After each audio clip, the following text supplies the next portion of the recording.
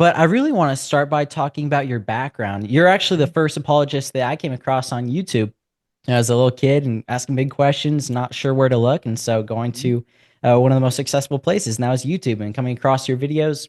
I heard you give answers, big questions I'd never heard before. I realized that my passion for science could actually strengthen my faith instead of being a hindrance to it. So I'm grateful for that influence you had on my life, as I'm sure countless others. But I'd love to hear what initially drew you to Christian faith and to Christian apologetics to begin with. Well, yeah, I was brought up in New Jersey, so I was Catholic because it's the law. You're either Catholic, Jewish, or a skeptic if you're from New Jersey. But I went to Catholic high school.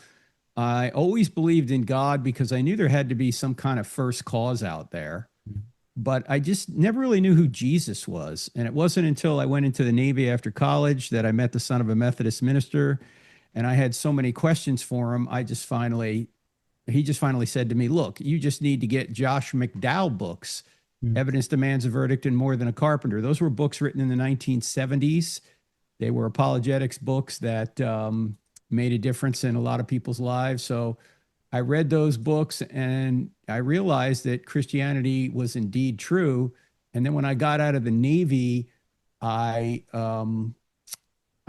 met Norman Geisler, who at the time was kind of the Tom Brady of apologetics or the Michael Jordan of apologetics. And he was starting a seminary in Charlotte. So that back in 1993, my wife and I and three sons moved here to Charlotte to go to seminary. Mm. And then after seminary, I started a ministry called crossexamine.org.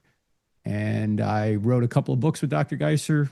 Legislating Morality is one, and the second is I Don't Have Enough Faith to Be an Atheist, which argues from the ground up that Christianity is true. Mm. So that's what I normally speak on when I go to college campuses now is I don't have enough faith to be an atheist. And we take a lot of questions. Everybody can see all those on our YouTube channel. We have about 2,800 videos. A lot of those Mm. are short Q&A videos from the college campus. Yeah, that's awesome. And that's one of your most well-known books. That's actually the first apologetics book that I ever read. I don't have enough faith being an atheist. So I'm curious, how did you and Dr. Geisler land on that title, and what was your vision for that book? Well, I didn't come up with the title. When we were going through, we used to do a seminar called the 12 Points That Show Christianity's True. And it's Mm. essentially Dr. Geisler's logical progression from does truth exist all the way to the Bible is the word of God. So we would Mm. do that. And at one point I said to him, this really needs to be a book rather than just a seminar. We had a booklet that we'd hand out when we go, but it's got to be a book. And he said, okay, let's write it. So we took the outline and wrote the book. And at one point during one of the seminars, he was going through the fine tuning of the universe, which is one of the arguments that there's got to be a designer out there. And the evidence was so strong. At one point, he said, in light of all this, I just don't have enough faith to be an atheist. And I went, that's the title of the book. That's And awesome. so when we submitted it to the publisher goes, hey, we like the concept. We don't like the title. I said, you don't like the title? What should the title be? And they said, The Truth About Truth. And I said, that's a deal breaker. Either you take the title or we're taking the book elsewhere. So they took the title, thankfully. Nice.